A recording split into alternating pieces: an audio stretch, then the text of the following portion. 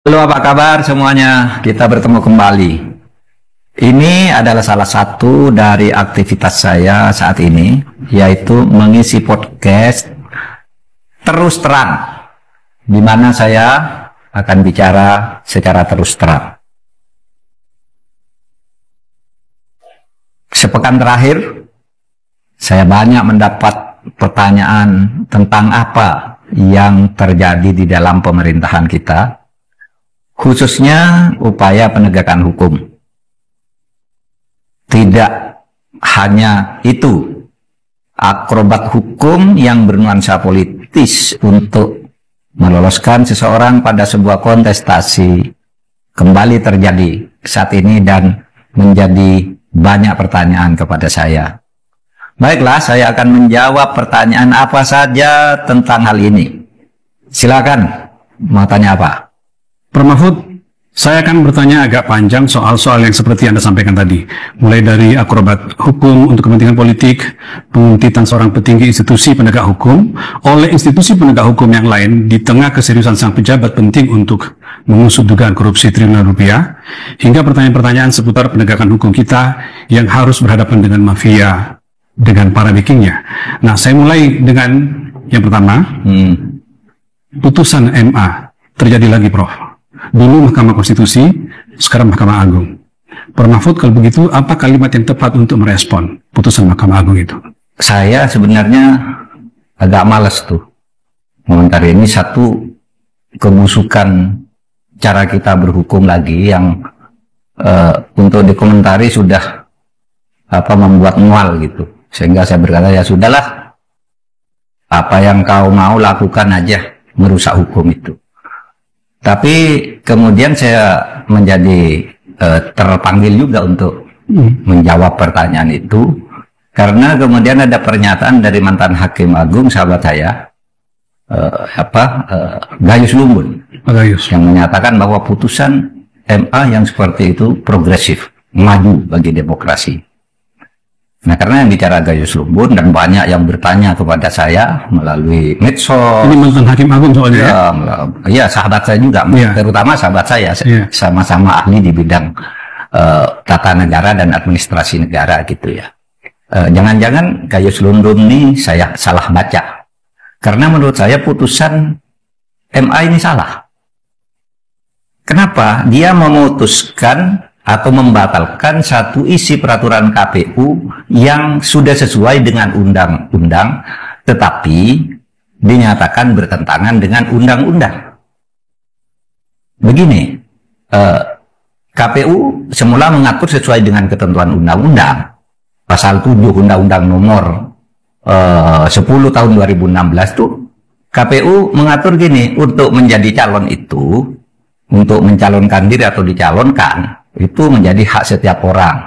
Itu ayat 1. Lalu ayat 2-nya menyatakan persyaratan untuk menjadi calon atau mencalonkan diri sebagaimana dimaksud ayat 1 diatur dengan syarat-syarat sebagai berikut. Lalu ayat 2 dari itu, ayat 2 butir E menyebut bahwa pada saat mencalonkan diri seperti pasal 1 itu, dia harus sudah berumur minimal 30 tahun untuk calon gubernur dan atau wakil gubernur, dan 25 tahun untuk calon bupati dan wakil bupati, serta wali kota dan wakil wali kota. Ini clear. Di pasal 7 ayat 2 poin E ya? Poin E. Ayat 1-nya, pasal 7 ayat 1-nya menyatakan mencalonkan diri. Berhak mencalonkan diri atau mencalonkan diri dan dicalonkan kalau disambut dengan itu dengan syarat-syarat, ya kan, dengan syarat di ayat 2-nya itu berusia 30 dan 25, kan gitu. Nah, ini tiba-tiba dibatalkan, katanya bertentangan. Bertentangan dengan yang mana? Nah, peraturan KPU sudah benar. Nah, oleh sebab itu, kalau memang itu mau diterima putusan Mahkamah Agung, berarti dia membatalkan isi undang-undang. Sedangkan menurut hukum kita, menurut konstitusi kita, Mahkamah Agung itu tidak boleh melakukan judicial review atau membatalkan isi undang-undang. Kalau isi undang-undang mau dibatalkan itu hanya dua caranya. Satu, legislative review. yaitu diubah oleh lembaga legislatif sendiri atau judicial review oleh Mahkamah Konstitusi, bukan oleh Mahkamah Agung. Hanya dua cara itu. Hanya dua cara itu, atau Perpu kalau darurat. Iya kan? Jadi ini melampaui kewenangan Mahkamah Agung. Jauh melampaui kewenangan. Jauh melampaui kewenangan. Saya khawatir, ya jangan-jangan hakim ini tidak baca ayat satunya ya. Pasal 7 ayat 1 bahwa itu... Saya baca ya Pak ya, saya baca ya.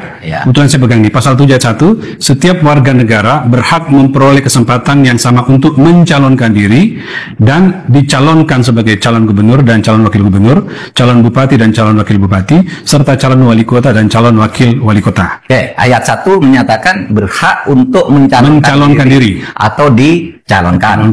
Sekarang ke ayat 2 ini, syarat sebagaimana dimaksud ayat 1. Calon gubernur dan ayat 2 ya Pak? Iya. Calon gubernur dan calon wakil gubernur, calon bupati dan calon wakil bupati, serta calon wali kota dan calon wakil wali kota sebagaimana dimaksud pada ayat 1 harus memenuhi persyaratan sebagai berikut. Ada poin A, kan? poin B, poin C, poin D. Lalu poin E Pak yang Bapak maksud tadi ya.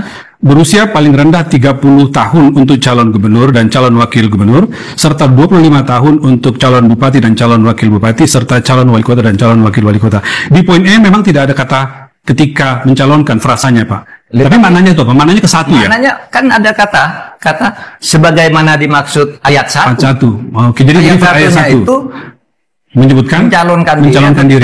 Lalu ayat 2-nya menyebut syarat untuk mencalonkan diri dan dicalonkan itu kan. Jadi clear Pak ya, memang mencalonkan ya. Dalam bahasa hukum begitu. Tidak ada kata-kata pelantikan di sini Pak. Oh iya, orang yang mengerti ilmu, belajar sedikit saja ilmu perundang-undangan sudah pasti.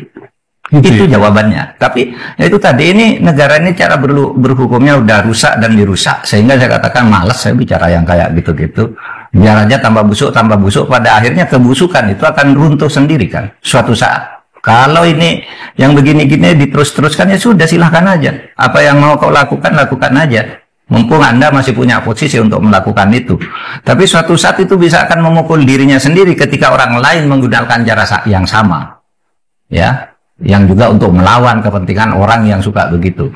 Bukan Pak, misalnya mereka menafsirkan, hakim itu menafsirkan ini berlaku bersyarat gitu Bang, bukan itu ya? Enggak. Nah, itu lagi. Kalau berlaku bersyarat itu istilahnya, kalau di Mahkamah Konstitusi itu istilahnya conditionally konstitusional bersyarat. Kalau di Mahkamah Agung, karena yang diuji itu bukan konstitusionalitas melainkan legalitas, maka namanya constitutionally legal ya. Nah, ini tidak bisa dikatakan constitutionally legal karena sudah menyebut jelas bahwa itu mencalonkan diri atau dicalonkan. Kalau tidak menyebut itu baru bisa. Misalnya syarat menjadi kepala daerah adalah berumur 30 tahun. Itu kan tidak jelas. Itu waktu mendaftar atau waktu dilantik. Baru Mahkamah Agung boleh membuat tafsir tentang itu. Itu yang sebenarnya pasal ini menjadi legal, conditionally legal kalau diartikan 30 tahun itu adalah saat mendaftar atau saat dilantik kan gitu. Oh, ini sudah jelas itu saat mencalonkan diri atau dicalonkan. Nah, itu yang saya kira saya terus terpaksalah memberi tanggapan lagi meskipun sudah bosan. Orang boleh mengatakan gitu ya, loh itu kan di Amerika bisa. Di Amerika itu tidak punya Mahkamah Konstitusi. Dan di Amerika itu dulu kasus pertama dimulai tahun 1803, kasus pertengkaran antara Madison dan Marbury. Kemudian Mahkamah Agung memutuskan membatalkan satu isi undang-undang Mahkamah Agung. Kenapa Mahkamah Agung? Karena di Amerika tidak ada Mahkamah Konstitusi. Waktu itu belum ada Mahkamah Konstitusi. Tahun 1803 itu terjadi. Tahun 1920 Mahkamah Konstitusi pertama terbentuk di Cekoslovakia dan di Austria. Nah, di situ lalu diatur negara demokrasi itu harus ada lembaga pengujian konstitusionalitas dalam satu lembaga sendiri. Maka lahirlah Mahkamah Konstitusi. Dan Indonesia adalah negara ke-78 yang mempunyai Mahkamah Konstitusi yang mengatur bahwa pengujian itu dilakukan oleh Mahkamah Konstitusi untuk uji konstitusionalitas dan dilakukan oleh Mahkamah Agung untuk uji legalitas.